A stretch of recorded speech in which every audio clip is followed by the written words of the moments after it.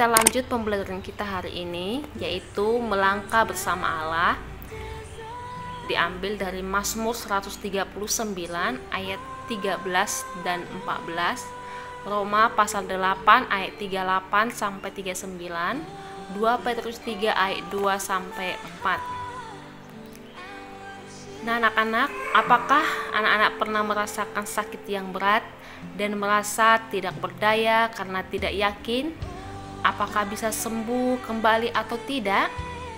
Apakah anak-anak pernah merasakan kehilangan orang yang sangat dikasihi dan juga mengasihi kalian?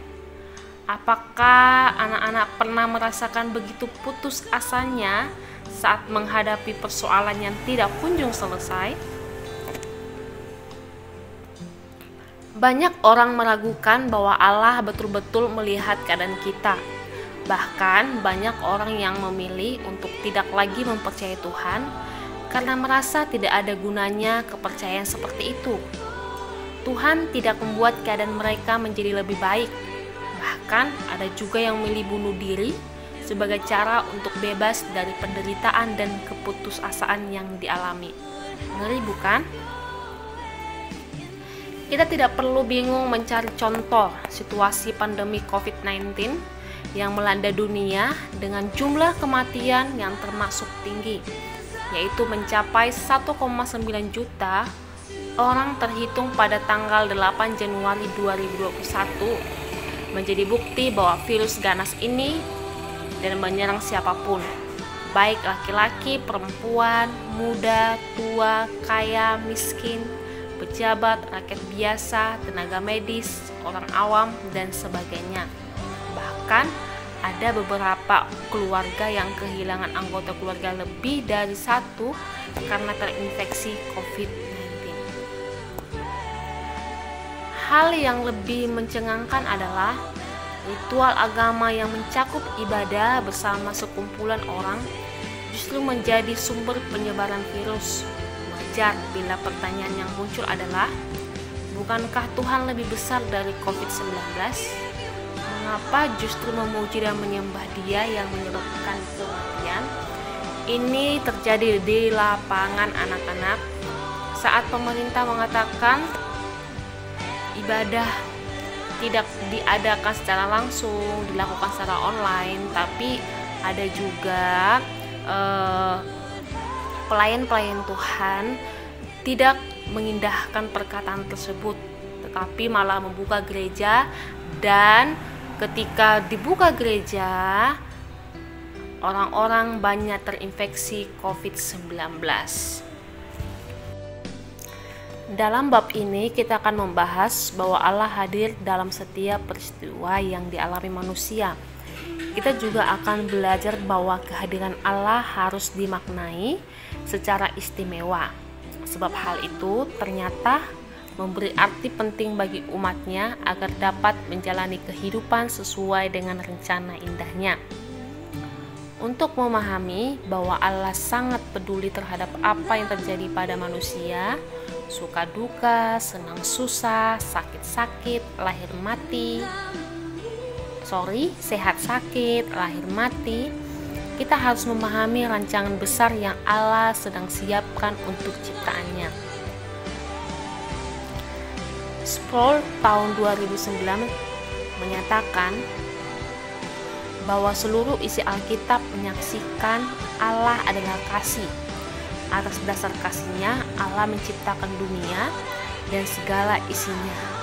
Penciptaan Allah yang digambarkan dalam Kejadian 1 mulai pada hari pertama hingga hari ke-6 adalah baik dan membawa sukacita bagi Sang Pencipta. Inilah yang mendasari seluruh karya Allah bagi alam dan ciptaannya. Apalagi manusia yang diciptakan menurut gambar dan rupa Allah jauh melebihi ciptaan-ciptaan Allah lainnya. Alkitab juga memberikan gambaran yang jelas dan tegas bahwa Allah adalah kasih dan Allah sungguh mengasihi setiap manusia. Kasih Allah bukan hanya kepada kelompok tertentu saja, melainkan berlaku untuk semua pemberitaan para nabi dan kesaksian para penulis kitab yang tercantum di Perjanjian Lama maupun Perjanjian Baru. Yang kedua ada Rasul Paulus. Dia berkata seperti ini, sebab aku yakin bahwa baik maut maupun hidup, baik malaikat-malaikat maupun pemerintah-pemerintah, baik yang ada sekarang maupun yang akan datang, atau kuasa-kuasa, baik yang di atas maupun di bawah, ataupun sesuatu makhluk lain, tidak akan dapat memisahkan kita dari kasih Allah yang ada dalam Kristus Yesus Tuhan kita. Jadi Rasul Paulus juga mengalami penyertaan Tuhan dalam kehidupannya maupun dalam pelayanannya. Ada Rasul Petrus juga menegaskan kuatnya kasih Allah, karena kuasa ilahinya telah menganugerahkan kepada kita segala sesuatu yang berguna untuk hidup yang saleh oleh pengenalan kita akan Dia, dan telah memanggil kita oleh kuasanya yang mulia dan ajaib. Dengan jalan itu, Ia telah menganugerahkan kepada kita janji-janji yang berharga yang sangat besar, supaya olehnya kamu boleh mengambil bagian dalam kodrat ilahi dan luput dari hawa nafsu dunia yang membinasakan dunia. Diambil dari 2 Petrus 3 ayat 2-4. Selain dari Petrus, Rasul Paulus, pemazmur juga mengatakan, sebab engkaulah yang membentuk buah pinggangku, menenun aku dalam kandungan ibuku, aku bersyukur kepadamu, oleh karena kejadianku dahsyat dan ajaib. Ajaib apa yang kau buat, dan jiwaku benar-benar menyadarinya. Terdapat dalam Mazmur 139 ayat 13 dan 14. Selain itu ada Ayub juga. Kalau anak-anak baca kitab Ayub, dia juga mengalami penderitaan yang bertubi-tubi. Nih, kitab seperti Ayub yang mengutuki hari kelahirannya, karena secara bertubi-tubi mengalami kehilangan harta, benda, anak, sakit yang berat, dimarahi istri, dan dijauhi oleh teman-temannya.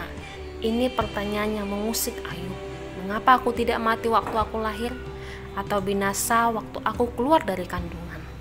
Sangatlah wajar bila orang yang mengalami penderitaan berpikir seperti Ayub.